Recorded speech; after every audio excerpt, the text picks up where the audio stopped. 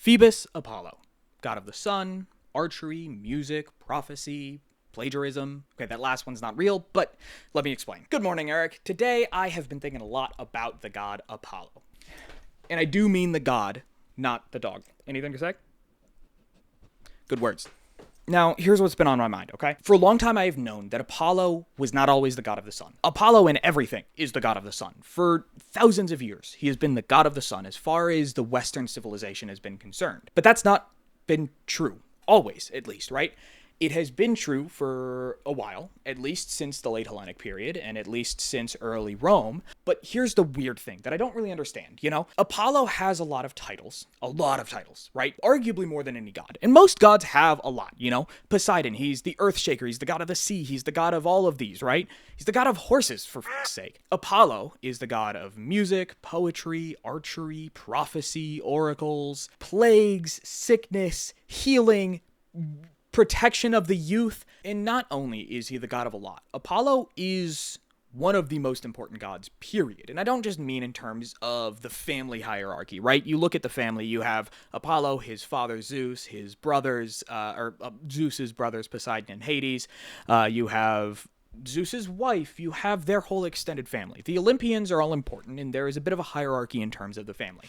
I'm specifically talking about the hierarchy of importance in the real world and how the god was worshipped and seen by the people. And Apollo, with very, very little competition, is one of the most important gods to the people of Greece, of Rome, and today. Apollo is everywhere. For instance, the rod of Asclepius, right? You might think of it as a symbol for hospitals and for medicine. It is the symbol of the god Asclepius, whose father is Apollo. The idea of the sun being pushed or carried across the sky by a chariot, or physically being the chariot, is Apollo, right? Like, that's the idea. And granted, every civilization, not every, but many civilizations and cultures have seen the sun god as either just the sun itself moving across the sky or as an entity moving it across the sky. You have Khepri, the Egyptian god of the sun, or at least the sunrise, and he was a dung beetle pushing the sun across the sky. But Apollo rides his chariot, right? But here's the thing. That's so weird. It's so different from everything else he does. And, music and prophecy and health and medicine aren't really all that correlated. But so like plagues and archery were connected. He would shoot plague arrows. He would heal people with his arrows. His association with music and prophecy was super intertwined through the poetry, through it, one of his oracles gave prophecies purely through poems. One of his oracles gave it through song. My point is, Apollo's important. He's an important guy. But how did he get the title of the god of the sun? Where did that come from? And the answer is really interesting, because the real answer is we don't know. We have no clue. At least not really, not for sure. And we have ideas, we have assumptions, we have concepts, we have explanations, but we don't have a solid set, hey, this is when this happened. This is when Apollo took up the mantle of god of the sun. Before Apollo, and even during the height of the Roman Empire, there's a lot of gods of the sun. And the real answer as to where this came from, where this confusion came from, and how Apollo, the god of music, prophecy, and medicine, became the god of the sun, and the answer is actually the first word I said in this video. Phoebus. Not that Phoebus. Phoebus Apollo. Phoebus comes from the Greek word phoebus, which just means bright. Phoebus is Apollo's epithet, and it is most commonly attributed to Apollo nowadays, and it quite literally means Apollo the Bright One, the Bright Lord Apollo, Apollo the Bright, whatever, however you want to interpret that. It just means Apollo, and he's bright. He's a cool dude. People like him. But here's the thing. He's not the only Phoebus, and he's not the only soul. Because in myths, you'll see Apollo referenced in a lot of ways, often by his epithet Phoebus or by his real name of Apollo, but you'll also see people call him Sol, which just means sun. But you'll also see him be called Helios, which also means sun. But here's the issue. There was a god in the region that became Rome called Sol Indigenes. There was also a god in Greece named Helios. There was also a titan in Greece named Hyperion. All three of those are also the god of the sun. Sol, Helios, Hyperion, and Apollo. 4 different gods of the sun. How'd we get here? And it all comes back to Phoebus. They all had the epithet of Phoebus in multiple different areas. They were called Phoebus. And it even extends a little further to the fact that Phoebus and Another word for another god is very similar, the god of fear, Phobos.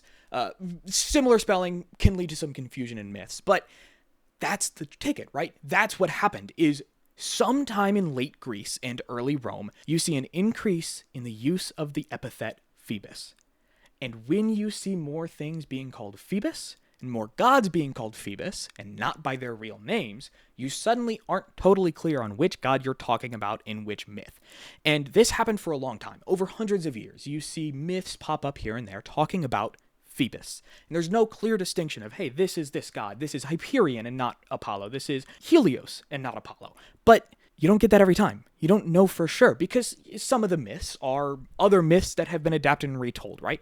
A very common story that has actually seen some recognition online recently is the myth of Phaethon. Phaethon is Helios' son, and there's a myth about him falling out of the sun chariot. Then a lot of people got that imagery tattooed, thinking it was Icarus. They added some wings and called it a day. It's not Icarus, it's Phaethon. Very different story, but I digress. I think it's so interesting because you have this god who's so important. Apollo spawned cults and cults and cults for hundreds, if not thousands of years.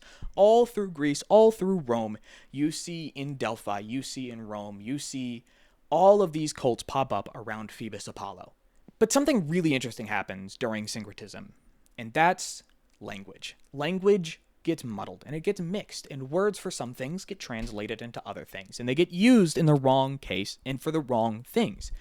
And that's exactly what happened. Phoebus Apollo, slowly but surely, became correlated with these myths about Helios and with Hyperion, until eventually people just started writing myths about Apollo the sun god and not Phoebus the sun god, because Phoebus is generic and you don't know which god you're talking about. So after hundreds of years of people talking about Phoebus and Sol and Helios and these names that get kind of miscorrelated and blended together improperly, and you have different regions, right? That's a really important thing to remember about Hellenic culture, is it wasn't a central city. In Rome, the Roman Empire was centered around Rome. Rome was the city. It was the center of culture.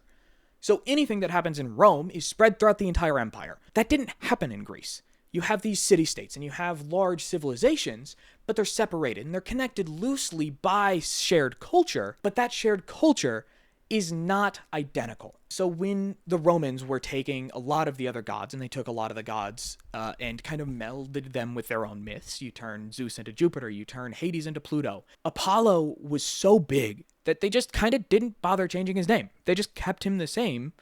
That's the thing, is we don't really know why it happened this way, and we don't know why Apollo became so misconfused and misrepresented, because we don't know which myths are talking about him exactly, and we don't have all the myths. That's the other thing, is maybe there is a myth out there about Apollo taking the sun chariot from Helios, and we'll never know unless we happen to find it one day. And I think that's really interesting. It's something this god is remembered for, he's worshipped for it. People still pray to Apollo to this day, but at some point in our history, we changed God, and that is fascinating, because the gods aren't necessarily real. I don't believe in them. You may, and that's okay. But we changed Apollo. Some point in our history, Apollo was not the god of the sun, but now he is. And that is, an irrevocable change to the mythos of this god. If you had talked about the god of the sun to somebody who worshipped Phoebus Apollo in the year 200 BC, he'd have no clue what you're talking about, And what my point really boils down to is just that words have power. What we think is the truth, effectively. What we understand and what we are told is the truth to us. And to us, Apollo is the god of the sun. Regardless of what he used to be, Apollo is and will be the god of the sun for us and for our lives. And one day, maybe he won't exist at all. Maybe people will forget about him. And how many gods have we forgotten about? How many gods do we know that are completely wrong? And maybe we'll never know. And that's terrifying. But that's also okay, because that's the way the world is. Eric, thank you for watching. I hope you enjoyed learning about Apollo and our dog's namesake. And remember, we don't really know the truth about anything, so the best we can do is continue to learn.